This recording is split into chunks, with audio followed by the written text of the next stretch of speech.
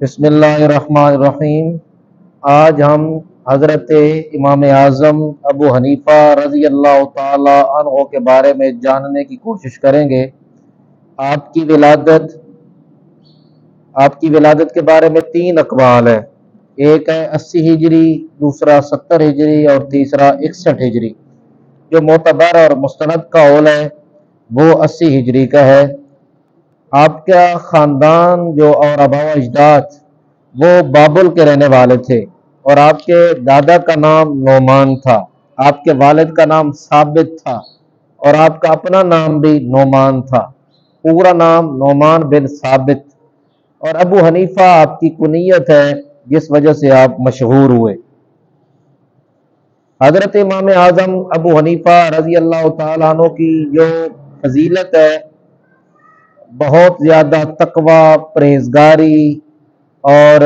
علم کے اندر آپ نے بہت مقام حاصل کیا۔ خصوصاً آپ امام الفقہ کے جو ہے اس سے مشہور ہے مرتبے سے، اور بڑے بڑے شیوخ آپ کے شاگردوں میں شامل ہیں۔ آپ کے اساتذہ تو بڑے شیوخ تھے، لیکن آپ کے جو شاگرد ہیں انہوں نے اس زمانے پر جو ہے وہ جو علم دین کو پھیلایا، اس کی جو ہے اس میں علم دین کی جو ہے وہ تبلیغ کی۔ آپ کے شاگرد انہوں نے بڑا مقام پایا۔ اس میں امام اعظم ابو حنیفہ رضی اللہ تعالیٰ عنہ کے دادا ایک دفعہ آپ کے والد حضرت مولا علی المرتضی شیر خدا رضی اللہ تعالیٰ عنہ کی خدمت میں لے کر حاضر ہوئے حضرت ثابت رضی اللہ تعالیٰ عنہ کو، اور آپ کے دادا نے جب اسلام قبول کیا تو آپ اکثر امیر المومنین حضرت مولا علی المرتضی شیر خدا رضی اللہ تعالیٰ عنہ کی خدمت میں پیش ہوتے تھے، حاضر ہوتے تھے۔ تو ایک دفعہ آپ لے کر حاضر ہوئے آپ کے والد کو، اور آپ نے ان کے لیے دعا کروائی۔ تو حضرت ثابت کے لیے حضرت مولا علی المرتضی شیر خدا رضی اللہ تعالیٰ عنہ نے دعا کی، تو حضرت امام اعظم ابو حنیفہ رضی اللہ تعالیٰ عنہ کے ایک پوتے جن کا نام حماد ہے، اور یہ بھی بہت بڑے امام اور بہت بڑے قابل عالم گزرے ہیں، آپ فرماتے ہیں کہ اسی دعا کا ہی اثر تھا، یعنی حضرت مولا علی المرتضی شیر خدا رضی اللہ تعالیٰ عنہ کی دعا کا ہی اثر تھا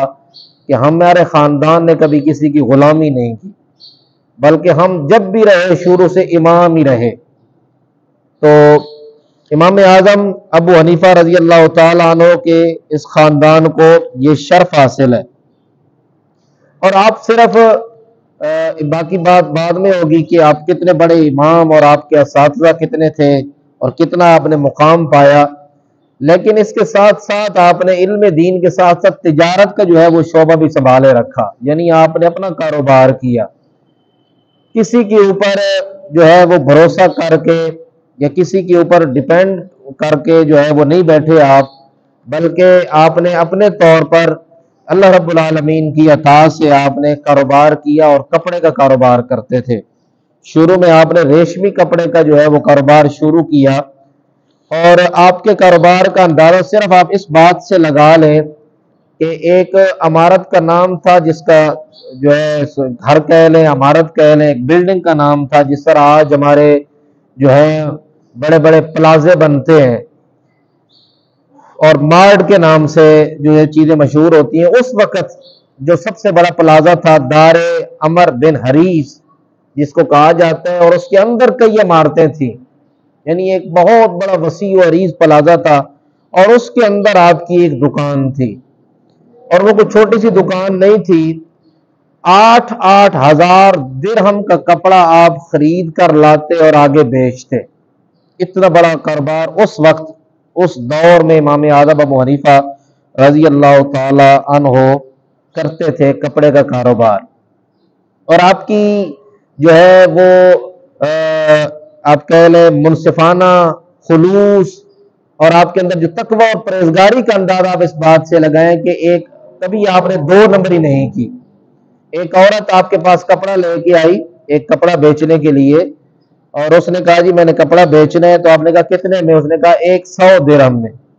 کیونکہ آپ کپڑا جانتے تھے، آپ نے دل میں سوچا کہ اس کپڑے کا یہ ریٹ نہیں بلکہ زیادہ ہے،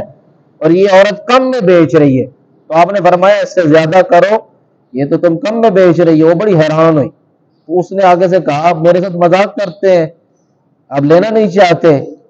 تو یعنی اگر کوئی آگے سے یہ بولے تو لگتا ہی ایسے ہے کہ یہ میرے ساتھ مذاق کر رہا ہے۔ تو اس عورت نے جب یہ کہا تو امام اعظم ابو حنیفہ رضی اللہ تعالیٰ عنہ نے فرمایا نہیں بڑھاؤ۔ اس نے 200 درہم کر دیے، 300 کیے، حتیٰ کہ 400 کیے تو آپ نے کہا یہ بھی کم ہے۔ اس نے کہا آپ نہیں لینا چاہتے؟ آپ نے فرمایا کسی آدمی کو، شخص کو باہر سے بلا لو، وہ جتنا ریٹ لگائے گا اس کا میں اتنا دوں گا۔ باہر سے وہ آنے والے شخص نے 500 درہم اس وقت کے مطابق لگائے، اور امام اعظم ابو حنیفہ نے 500 درہم اس کی قیمت دے کے آپ نے وہ کپڑا لے لیا۔ یعنی آپ کے اندر جو تھا دکھاوا، ریاکاری، کسی کے ساتھ دو نمبری، دھوکہ آپ کے اندر موجود نہیں تھا، اتنا بڑا کاروبار کرنے کے باوجود بھی۔ لیکن آج کے دور میں اگر دیکھا جائے بڑے بڑے کاروباری آپ کو ملیں گے مارکیٹوں میں جو 2 نمبریاں کرتے ہیں، تو یہ علم دین کا وہ فائدہ ہے، اور حضرت علی المرتضیٰ شیر خدا رضی اللہ تعالیٰ عنہ کی اس دعا کا اثر ہے، اور اس امام کا یہ عالم ہے کہ آپ کسی کے ساتھ دھوکہ نہیں کرتے، بلکہ کہتے ہیں کہ اگر کوئی کم بیچنے والا بھی آ گیا تو اس کو جو ہے وہ کام نہیں کر کے بیچتے تھے۔ اور پھر آپ نے جو پیسہ کمانا، یعنی آپ کما کر لاتے تو یہ نہیں تھا کہ آپ اس کو اپنی بلڈنگوں کے لیے، مکانات کے لیے خرچ کرتے،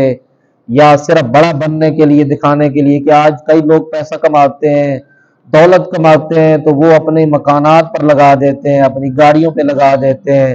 اپنی چودراہٹ دکھانے کے لیے وہ بڑا کچھ بننے کی کوشش کرتے ہیں۔ لیکن حضرت امام اعظم ابو حنیفہ رضی اللہ تعالی عنہ کا جو مصرف تھا، جو آپ خرچ کرتے تھے، وہ کیا تھا؟ علماء کے لیے، مدارس میں پڑھنے والے طلباء کے لیے خرچ کرتے تھے، اور آپ نے ایک پورا حصہ مختص کیا ہوا تھا اپنی کمائی میں سے جو طلباء اور علماء اور مدارس کے لیے لگاتے تھے۔ یعنی آپ کوئی بھی آپ کے بارے میں تاریخ آپ اٹھا کر دیکھیں گے، آپ کے بارے میں کوئی بھی سیرت کی کتاب اٹھائیں گے تو آپ کو یہ بات ملے گی۔